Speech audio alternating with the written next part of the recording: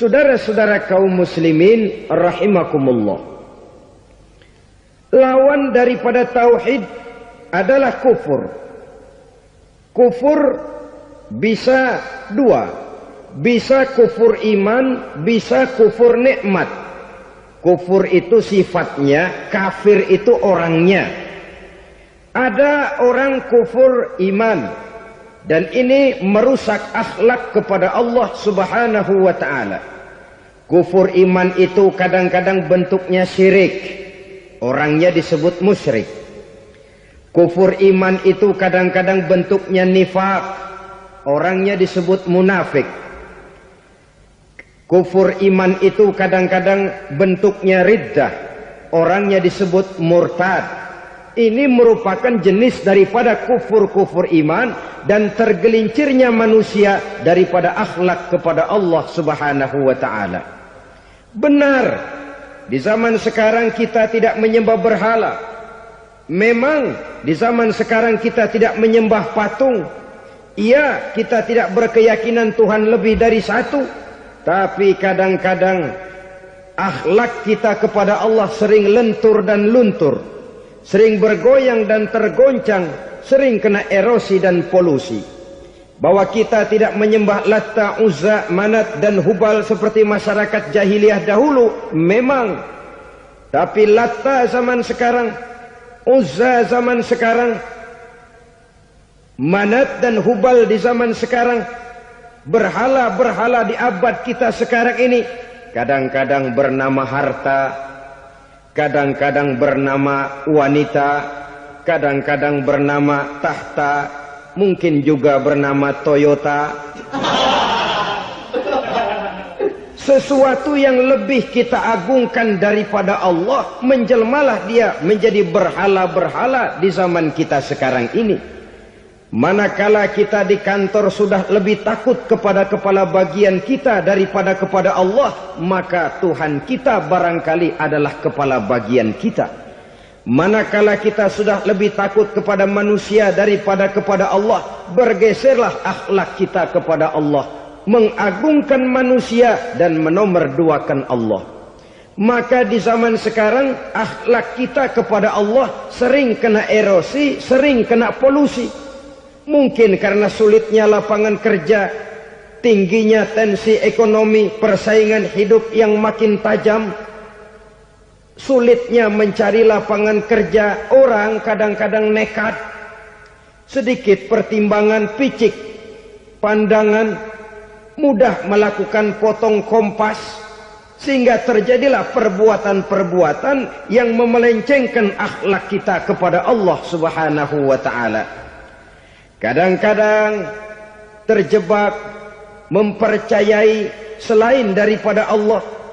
Kadang-kadang terjebak di dalam mengagungkan yang selain daripada Allah lebih dari yang seharusnya. Terkenalah akhlak kita kepada Allah jaringan-jaringan erosi dan polusi. Kufur sebagai lawanan daripada tauhid merupakan sifat daripada orang yang tidak berakhlak kepada Allah. Bentuknya pertama bisa syirik. Syirik itu artinya meyakini ada Tuhan lain selain daripada Allah. Itu yang namanya syirik. Jadi percaya Tuhan ada, cuman Tuhannya kelebihan. Itu yang disebut syirik, dan itu merupakan cerminan dari akhlak yang rusak kepada Allah subhanahu wa ta'ala. Berkeyakinan Tuhan lebih dari satu, berkeyakinan bahwa Tuhan itu beranak atau diperanakkan, atau mengagungkan sesuatu sama dengan Allah, atau menjadikan yang selain Allah sebagai tujuan akhir daripada perjalanan kehidupan ini, maka itu sudah terjebak kita dalam musyrik. Dan syirik satu dosa yang tidak berampun. Bahasa kasarnya, yang namanya syirik itu jenis bapak moyangnya dosa.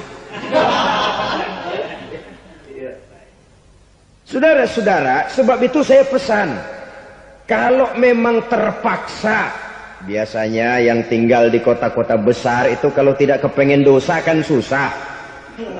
Kalau terpaksa harus bikin dosa, cari yang kecil-kecil saja. Yang kira-kira taubatnya gampang. Umpamanya pulang sholat Jumat nukar sendal. Umpama. Yaitu jelas dosa. Tapi dosa yang taubatnya agak mudah.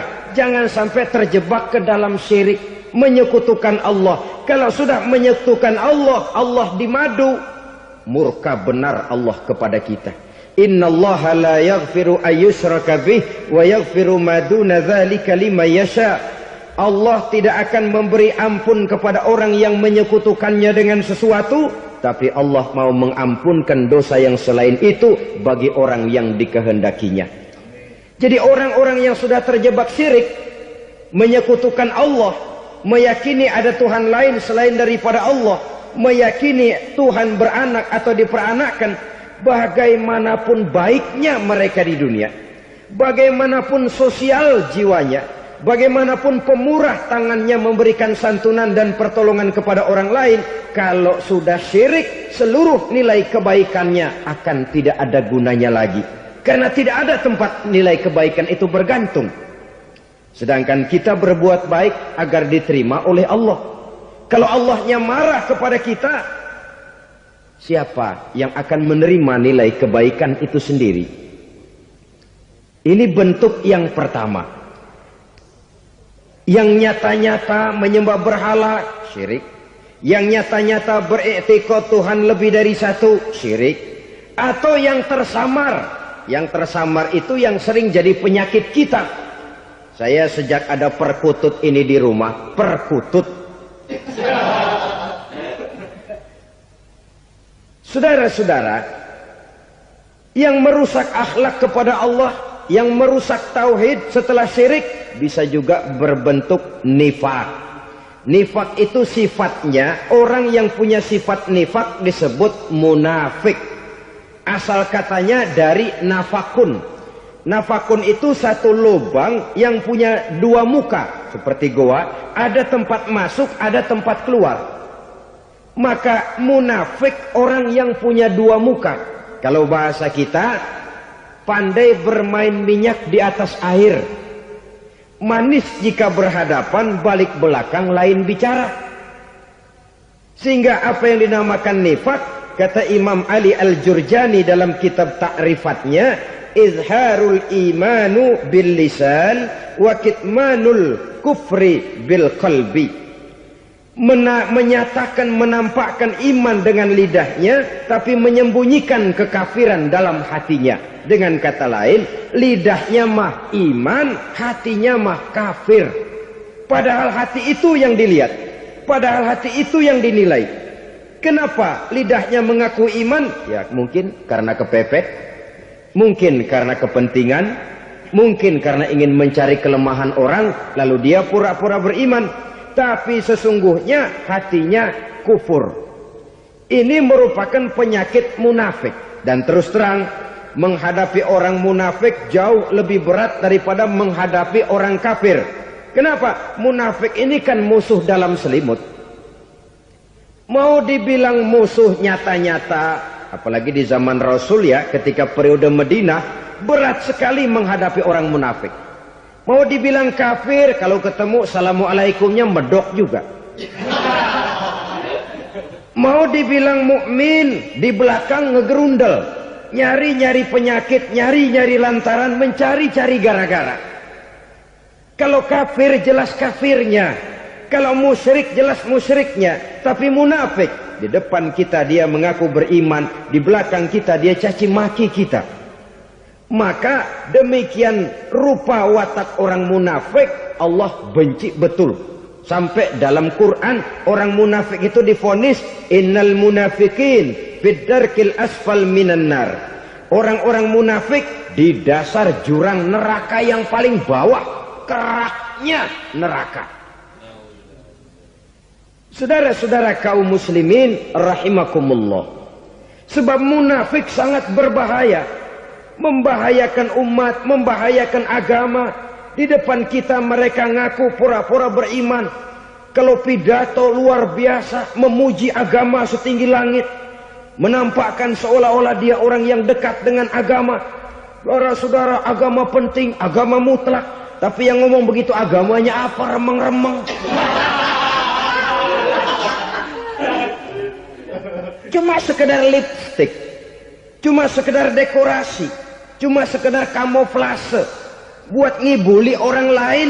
Dia mengaku beragama, mengatakan agama mutlak, menganggap agama penting, seolah-olah memperhatikan benar tentang tatanan kehidupan beragama, tapi sebenarnya di hatinya tidak lebih berkecamuk penyakit-penyakit kufur. Maka sifat munafik ini termasuk menodai tauhid. Artinya merusak akhlak kita kepada Allah Subhanahu wa ta'ala. Sifat yang ketiga yang juga merusak akhlak kita kepada Allah dinamakan riddah. Riddah itu sifatnya, orang yang punya sifat riddah disebut murtad. Murtad keluar dari Islam. Keluar dari Islam tentu tadinya di dalam Islam. Oleh satu perbuatan dia bisa menjadi murtad. Misalnya tadinya dia iman benar kepada Allah, tapi melarat. Kadang-kadang sehari masak, 3 hari libur. Akhirnya oleh kesulitan ekonomi dia tidak kuat. Ada yang menawarkan kebaikan, dibawain supermi, dibawain obat-obatan, diberikan beras. Goyah imannya.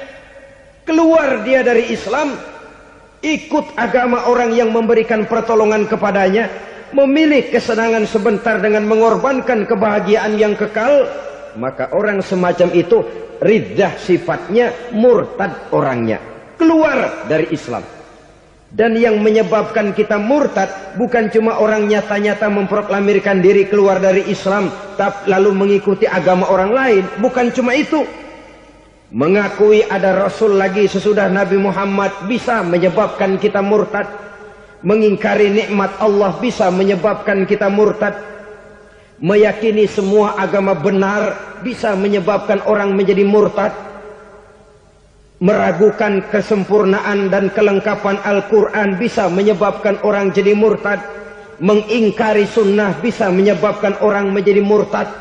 Banyak hal-hal yang bisa mendatangkan penyakit riddah dan membuat pelakunya menjadi murtad. Dan ini menodai akhlak kita kepada Allah Subhanahu wa ta'ala. Itu tadi kufur iman, saudara-saudara.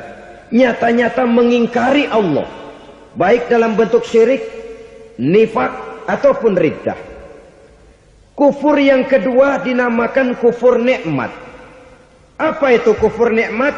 Sitru ni'matil mun'im au ya'malu fi mukhalafatil mun'im. Menutup-nutup nikmat Allah atau melakukan perbuatan yang menentang, bertentangan dengan kehendak yang memberikan nikmat. Jadi kufur nikmat pertama, nutup-nutupin Tuhan.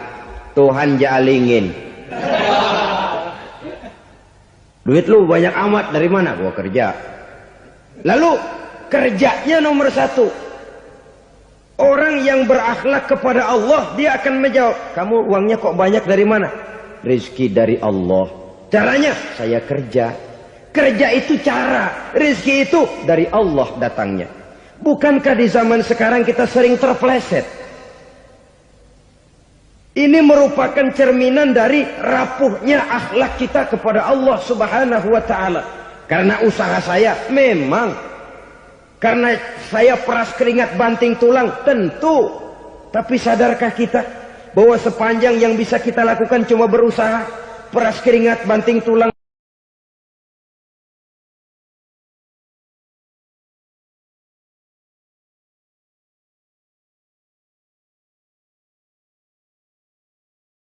soal rizki, soal jodoh, soal maut, kitakah yang mengatur?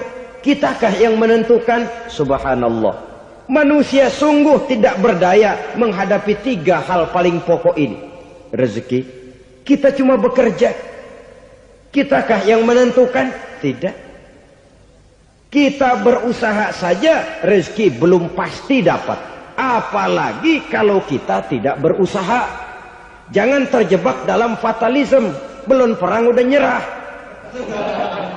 Emang dasar rezeki datangnya dari Tuhan, gak usah kerja, dan ntar juga kalau dia datang.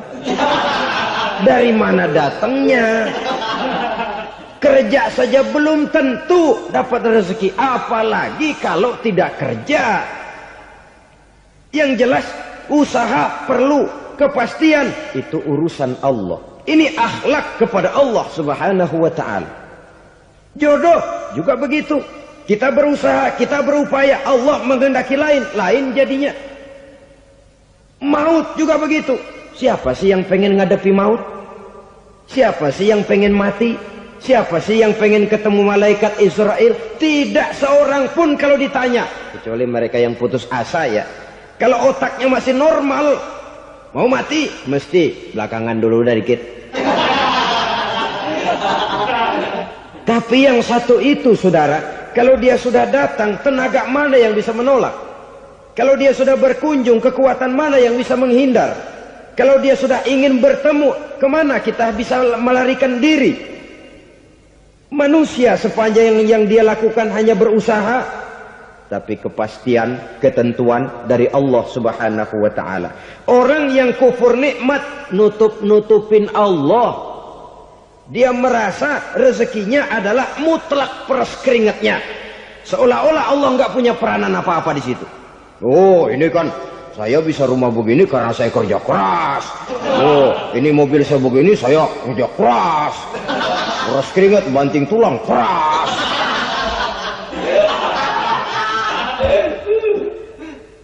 Saudara-saudara kaum muslimin rahimahkumullah. Jadi menutupi Allah. Akibatnya nanti kalau dia berhasil, Allah ketutupan. Kalau dia gagal, orang lain dicaci maki, dicari kambing hitam. Yang kambing hitam kan mahal. Karena orang sering cari-cari kambing hitam. Jarang orang mau jujur kalau bertemu kesulitan lalu mencari sebab pada dirinya sendiri. Yang paling enak ya nyalain orang. Lo begitu. Orang lain yang paling enak kita salahin. Au ya'malu fi mukhalafatil mun'im, atau dia melakukan sesuatu yang tidak sesuai dengan kehendak yang memberikannya nikmat. Diberikan kita tangan, mulut sih nggak berhenti, terima kasih Tuhan, alhamdulillah saya dikasih tangan. Cuma nih tangan enteng mat nabokin orang mulu. Itu sudah mukhalafatul mun'im, bertentangan dengan kehendak yang memberikan nikmat. Diberikan harta, mulutnya mah basah, terima kasih Tuhan, alhamdulillah dikasih harta, tapi pelitnya minta ampun. Kikir koret medit. Ini juga termasuk kufur nikmat, mempergunakan suatu nikmat bertentangan dengan kehendak daripada yang memberikan nikmat itu sendiri. Saudara-saudara kaum muslimin rahimakumullah. Oleh karenanya kufur iman memang lebih bahaya daripada kufur nikmat. Tapi jangan lupa, kufur nikmat bisa menyeret orang kepada kufur iman. Nah kalau Allah udah dialingin, Tuhan sudah dinomor duain, lama-lama kenapa dia tidak mendewakan dirinya sendiri? Mendewakan pangkatnya, mendewa-dewakan otaknya, mendewa-dewakan kemampuannya. Pada awalnya dia memang cuma kufur nikmat, tapi lambat laun kalau ini tidak diobati secara pasti orang akan mengarah kepada kufur iman. Bisa berbentuk syirik, bisa berbentuk nifak, bisa berbentuk riddah. Saudara-saudara, oleh karena itu menjaga akhlak kepada Allah mutlak penting. Sebab apa? Kita tidak berakhlak kepada manusia saja, kita dikucilkan dari pergaulan. Kalau kita tidak berakhlak kepada Allah, dikucilkan oleh Allah. Hadis qudsi menyatakan, man lam yashkur ala na'mai wa lam yasbir ala balai falyakhruj min tahtis samai falyatlub rabban siwaya. Kata Allah, siapa orang yang tidak mau bersyukur terhadap nikmat yang aku berikan kepadanya dan tidak mau sabar terhadap ujian yang aku berikan kepadanya, falyakhruj min tahtis samai, persilahkan saja keluar dari kolong langitku. Waliyatlub rabban siwaya, tolong cari Tuhan lain selain daripada aku. Murka Allah, diusir, cuman gak kedengeran aja. Siapa yang tidak mau syukur terhadap nikmatku, siapa yang tidak mau sabar terhadap ujian yang aku berikan kepadanya, persilakan keluar dari kolong langitku ini, cari Tuhan lain selain aku. Nah, langit Tuhan yang punya, Tuhan kita lawan, diusir dari kolong langit, mau pindah ke kolong mana?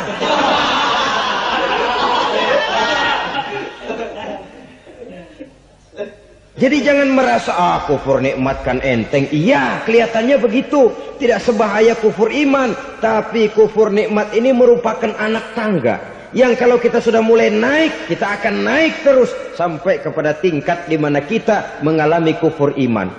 Kalau sudah ke sana, maka akhlak kita kepada Allah terkenalah erosi, terkena polusi, hancur akhlak kepada Allah, dan itulah sumber kesengsaraan abadi. Kalau cuma kita tidak berakhlak kepada manusia, barangkali resikonya cuma kehidupan di dunia ini. Mungkin juga ada kehidupan akhirat. Tapi kalau sudah tidak berakhlak kepada Allah, dunia akhirat kita rugi dan celaka. Maka pada kesempatan ini saya mengajak, marilah jaga baik-baik akhlak kita kepada Allah.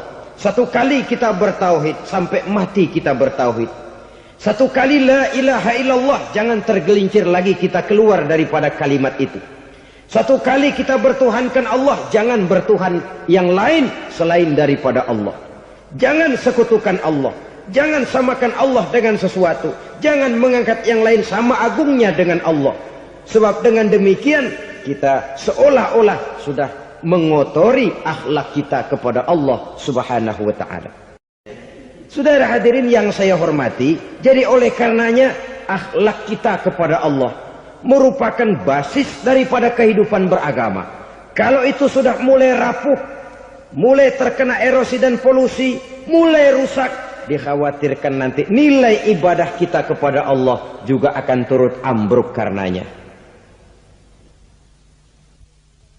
Saudara-saudara kaum muslimin rahimakumullah, tugas yang kedua, memperbaiki akhlak manusia kepada sesama manusia. Kita tahu Islam sesuai dengan namanya adalah agama damai. Maka akhlak manusia kepada sesama manusia menempati porsi yang penting dalam kehidupan beragama.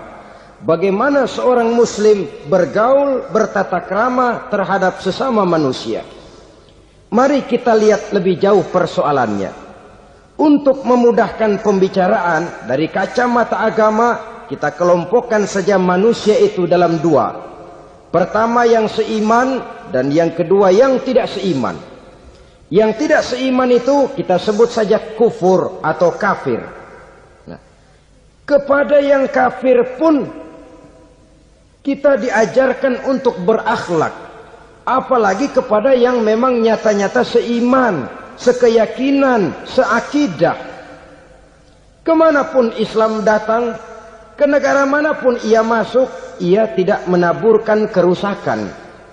Jadi tidak benar kalau orang pernah itu menggambarkan, saking sentimennya seorang orientalis pernah menggambarkan Nabi Muhammad di tangan kirinya Quran, di tangan kanannya pedang. Menggambarkan seolah-olah Islam dikembangkan dengan kekerasan. Sebenarnya tidak sama sekali. Kalaupun dalam sejarah perkembangan Islam pernah terjadi perang, maka perang dalam Islam sesungguhnya, apabila kita amati sejarahnya, bukan untuk memaksakan agama. Karena memang agama tidak bisa dipaksakan. Tetapi justru untuk mempertahankan agama dari segala macam hambatan, rintangan, hinaan, dan fitnahan. Tapi kemanapun yang jelas Islam masuk, dia tidak pernah membuat kekacauan, kerusuhan, ataupun penghancuran. Candi Prambanan bahkan dipugar, gereja-gereja tidak ada yang dihancurkan oleh umat Islam. Kenapa? Islam agama damai. Soal agama, soal lakum dinukum waliyadin. La ikraha fid din, qad tabayyana ar-rusdu minal ghayy. Tidak ada paksaan dalam beragama, sebab nyata yang benar dengan yang tidak benar. Belum pernah ada orang kafir masuk ke perkampungan orang Islam lalu dikejar-kejar, diteriakin kafir, kafir, sunatin.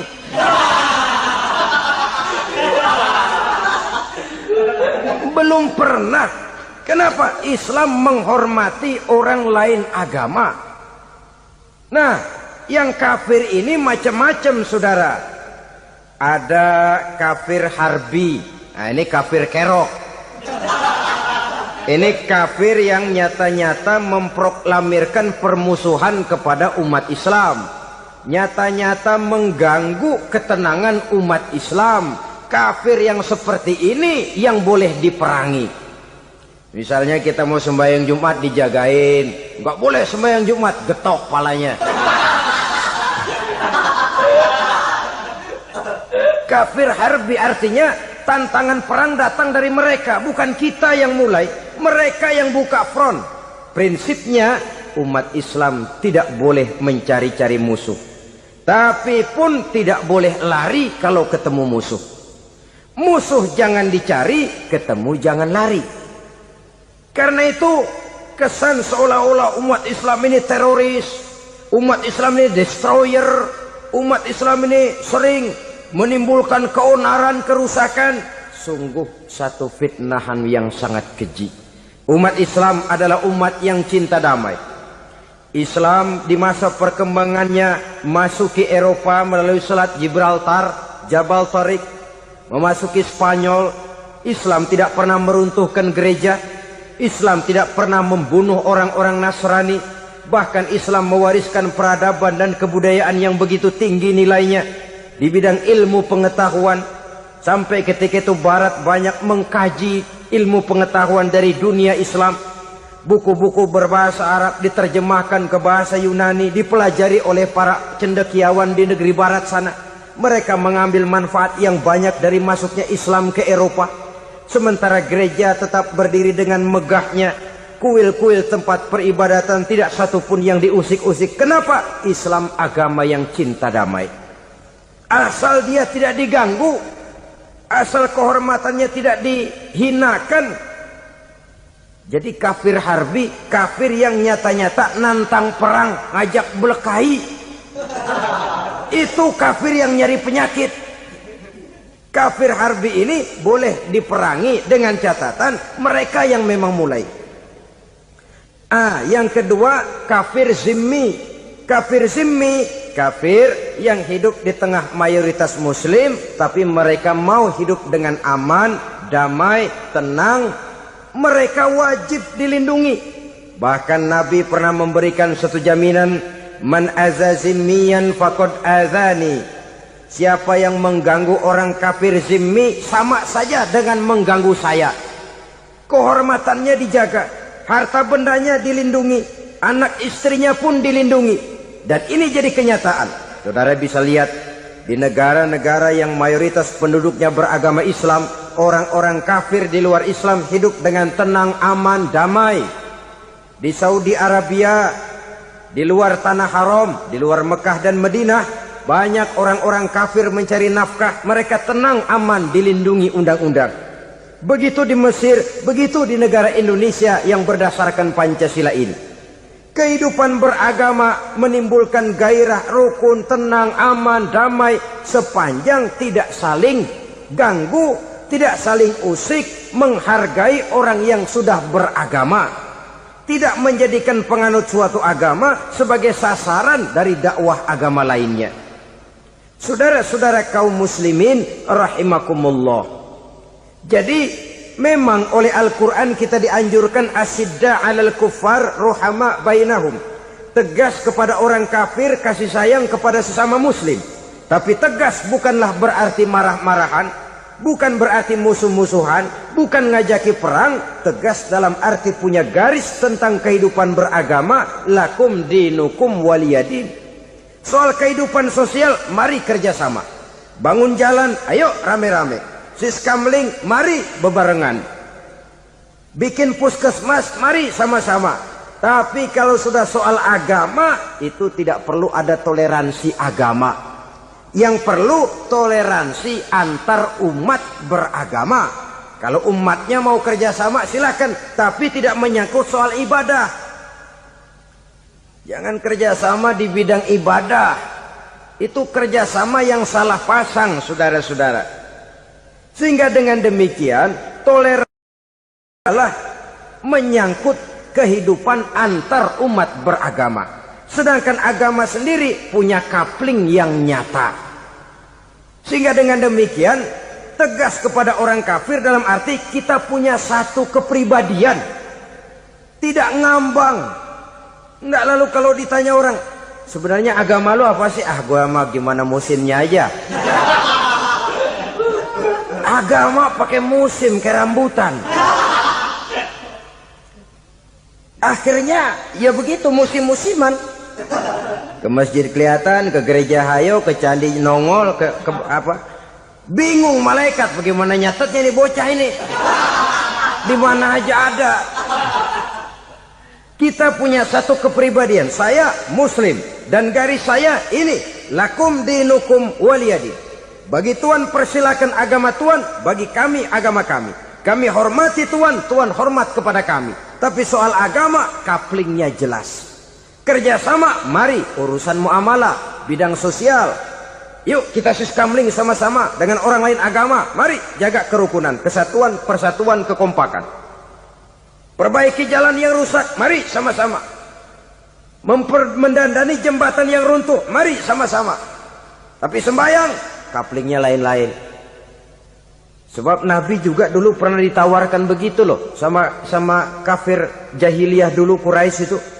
Sudah Muhammad, sekarang begini saja, kita join aja daripada marah-marahan. Hari ini saya oke menyembah Tuhanmu Allah. Besok gantian kamu menyembah Tuhan kita Latta, Uzza, Manat dan Hubal. Turun, qul ya ayyuhal kafirun la a'budu ma ta'budun. Soal ibadah kaplingnya jelas, tidak boleh dicampur adukkan. Sebab kalau tidak kita akan mulai kehilangan identitas diri. Dan disitulah krisis kehidupan keyakinan beragama dimulai.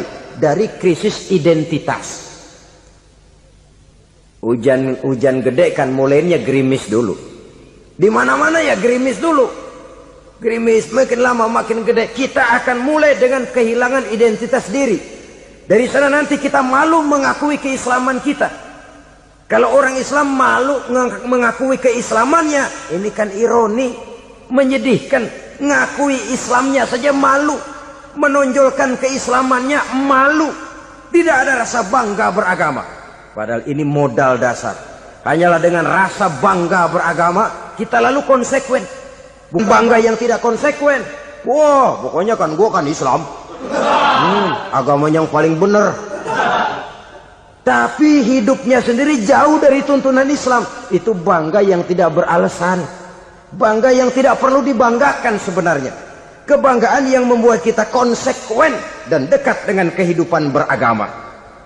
Jadi dengan demikian saudara-saudara, kepada non-muslim kita juga harus berakhlak. Bukankah ini sudah dicontohkan oleh Rasul? Bagaimana beliau disambiti orang di Taif, yang menyambiti malah didoakan. Bagaimana Suraqah mau membunuh beliau, malah Suraqah didoakan. Bagaimana Abu Jahal dan Abu Lahab saking mangkalnya. Ini Abu Jahal pernah gali lubang di kamarnya sendiri, di depan tempat tidurnya. Setelah dia gali lubang, ditutupin pakai keraras korma. Lalu dia tarik selimut, belagak meriang. Dia pesan pesuruhnya, bilangin Muhammad, encangnya meriang. Pamannya sakit, minta ditengokin. Nabi dengan segala husnuzonnya berangkat nengokin. Abu Jahal dari balik selimut ngintip. Ah, itu dia Muhammad, itu dia tuh. Dia tuh masuk Dani, masuk. Mulai di jalan, seneng Abu Jahal. Ah, terus dah. Begitu ke pelosok, masuk ke lubang, gue pendem terus lalu. Memang niatnya mau mencelakakan Nabi. Sudah tinggal beberapa langkah lagi Nabi akan berjalan ke arah lubang itu. Malaikat Jibril ngasih tahu, Muhammad, Abu Jahal pamanmu cuma pura-pura sakit.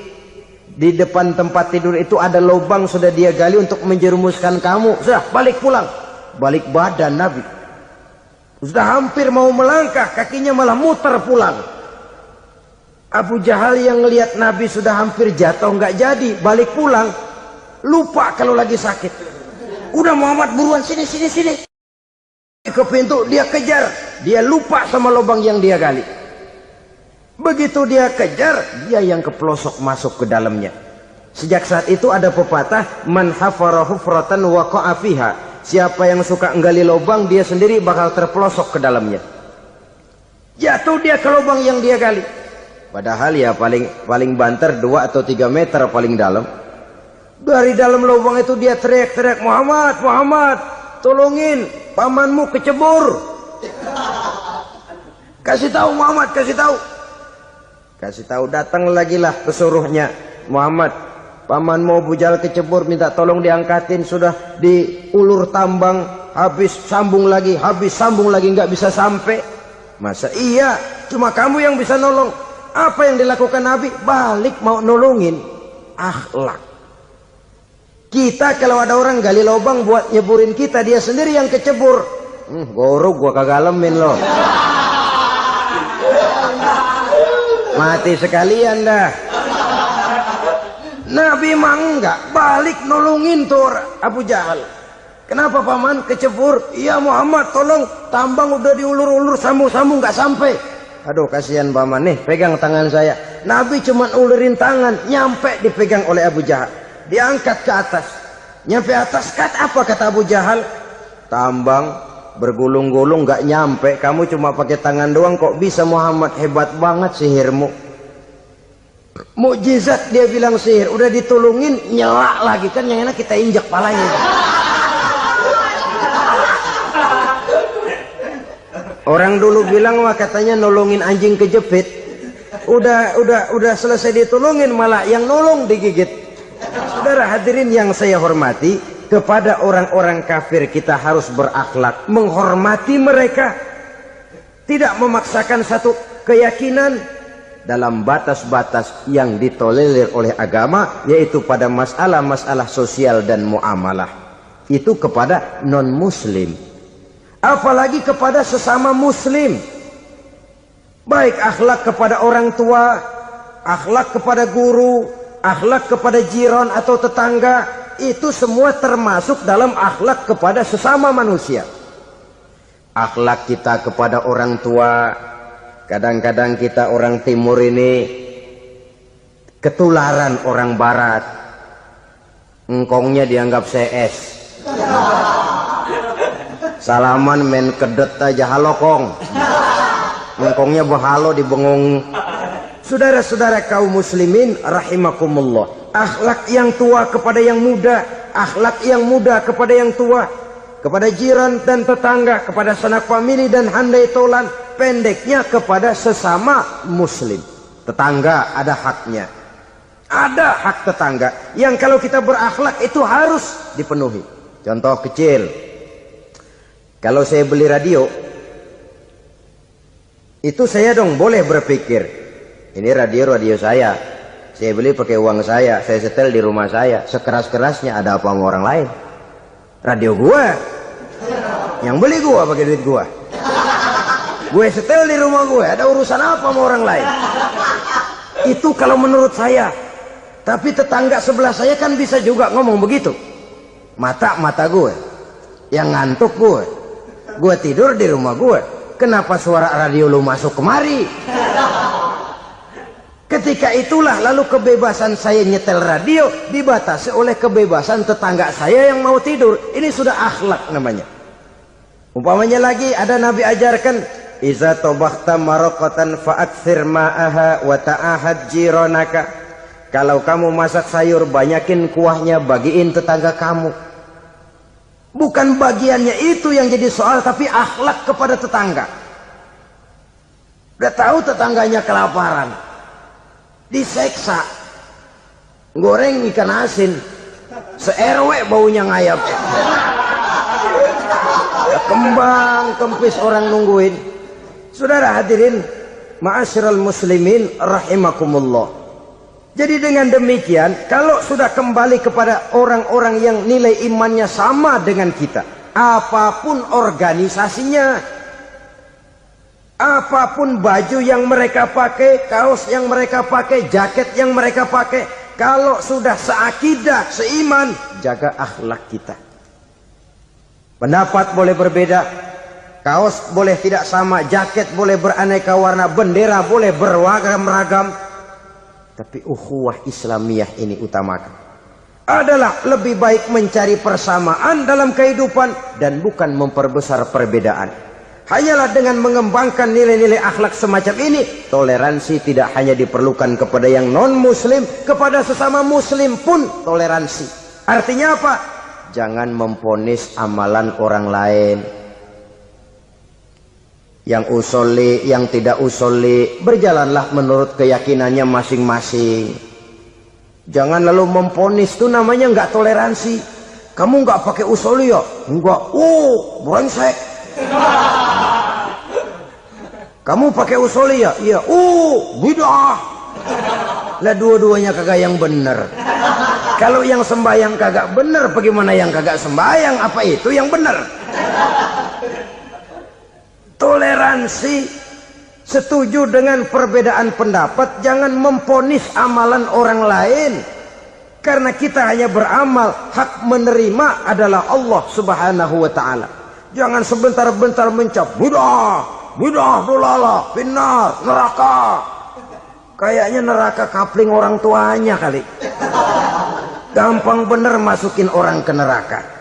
Kita kadang-kadang bisa toleransi dengan orang luar, tapi kepada sesama muslim toleransi tidak sanggup kita adakan. Mengklaim merasa kita yang benar, orang lain salah semua, itu tidak toleransi namanya. Mentang-mentang jadi ustadz nih, satu-satunya ustadz di sini ya, semuanya mesti ngaji kemari. Kalau nggak ngaji kemari, Islamnya kurang tapi bener. Toleransi. Saudara-saudara kaum muslimin rahimakumullah, lapang dada menghargai orang yang berbeda pendapat, apalagi kalau perbedaan pendapat itu menyangkut hal-hal yang tidak prinsipil, menyangkut hal-hal yang sekunder dalam kehidupan beragama, menyangkut masalah-masalah yang dalam bahasa fikih disebut soal-soal furu'iyah. Tidak usah menyebabkan kita bersih tegang. Kepala sama hitam pendapat boleh berbeda dan halal. Bahkan Nabi mengatakan ikhtilafu ummati rahmatun. Perbedaan pendapat di kalangan umatku bahkan menjadi rahmah, sepanjang perbedaan pendapat itu diiringi dengan rasa toleransi. Tapi kalau sudah main baku hantam, main klaim, memponis orang lain, akhirnya timbullah keretakan. Jangan heran kadang-kadang satu masjid dua kelir. Ya soal kelir boleh kelar-kelir, boleh kelar-kelir, tapi kalau harus terlalu mencolok menyebabkan timbulnya keretakan, saya kira yang akan turun bukan lagi rahmah tapi bala. Bala akan menimpa kita, jatuh kita menjadi umat yang lemah. Oleh karena di antara kita sendiri, sesama kita tidak pandai bertoleransi, tidak lapang dada.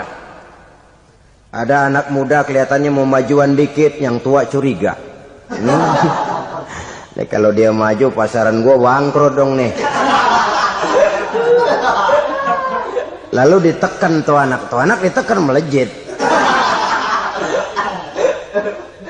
Kadang-kadang yang tua maksudnya baik, mau memelihara, yang muda salah terima. Kan tua kejemur. Dari dulu sampai sekarang gitu-gitu doang. Anak kemajuannya. Padahal yang tua barangkali maksudnya juga baik, mau memelihara. Sebenarnya kalau kita bisa mencoba mencari titik temu dengan alur komunikasi, tidak merasa diri yang paling benar, tapi toleransi, boyak menerima pendapat orang lain, setidaknya mau mendengar omongan orang. Yang susah kalau udah kena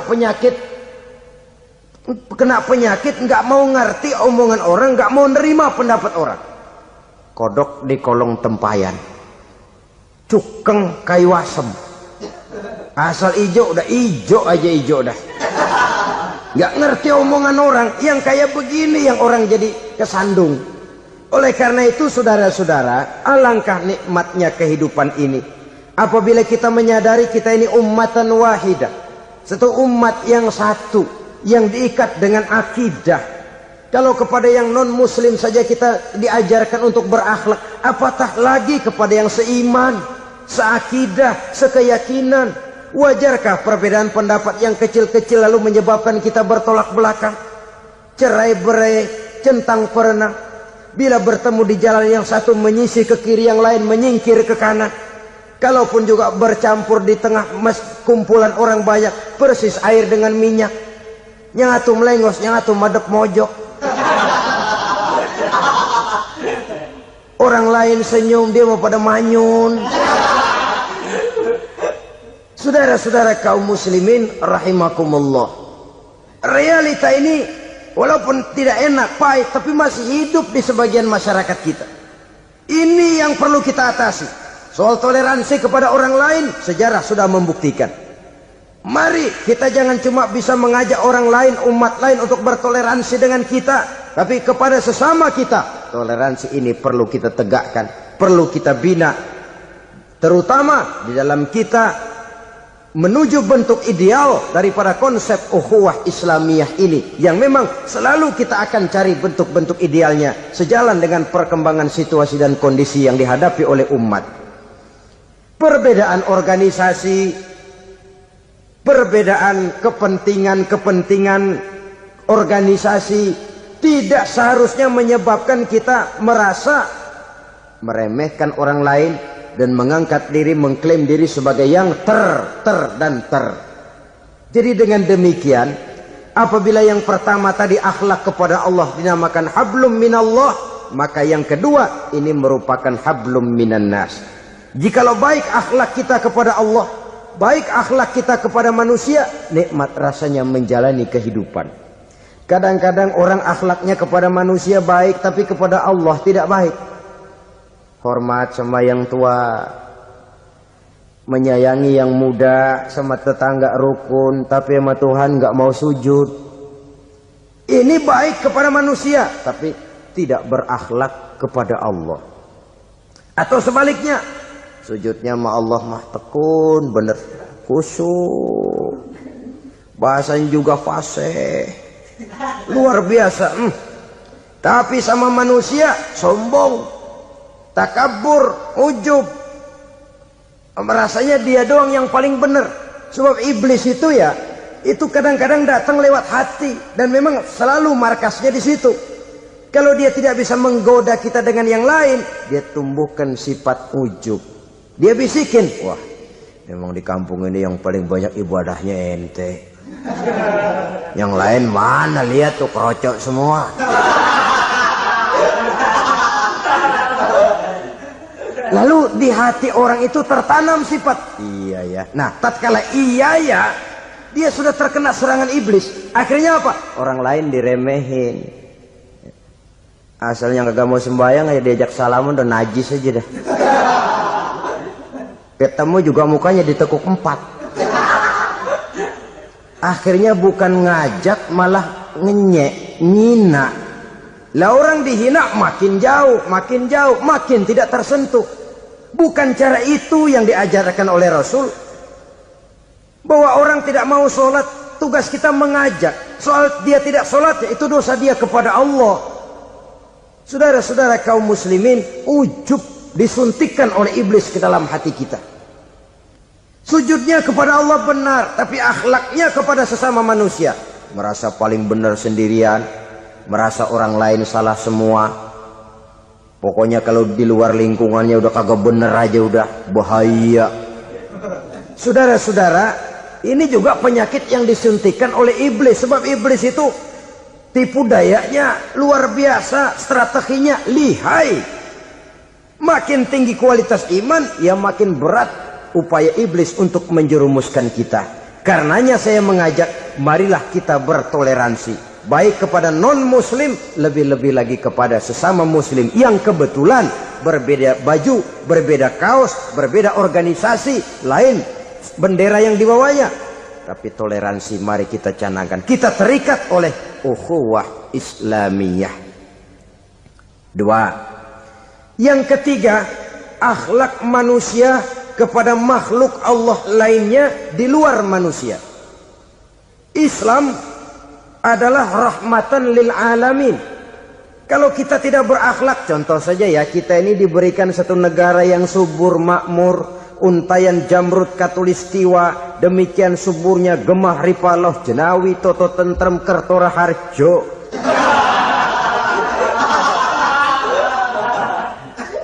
Alam yang begini indah, alam yang begini subur, kalau kita tidak berakhlak kepada alam, kita kuras sumber daya alam, kita tebangi hutan secara liar, kita gunduli bukit, merusak alam, pembalasannya akan kembali kepada kita. The natural of law, kata orang kulon, sunnatullah, itu nantinya akan membawa malapetaka. Kesuburan yang kita lihat akan bisa berubah menjadi gurun pasir yang kerontang, gersang dan tandus.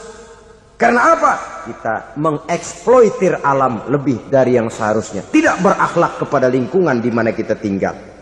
Saudara-saudara, dengan berakhlak kepada Allah, berakhlak kepada sesama manusia, berakhlak kepada makhluk Allah di luar manusia, baik flora maupun fauna, maka mudah-mudahan akan terciptalah satu ekosistem, satu lingkungan hidup yang membuat kita nikmat menjalani kehidupan ini.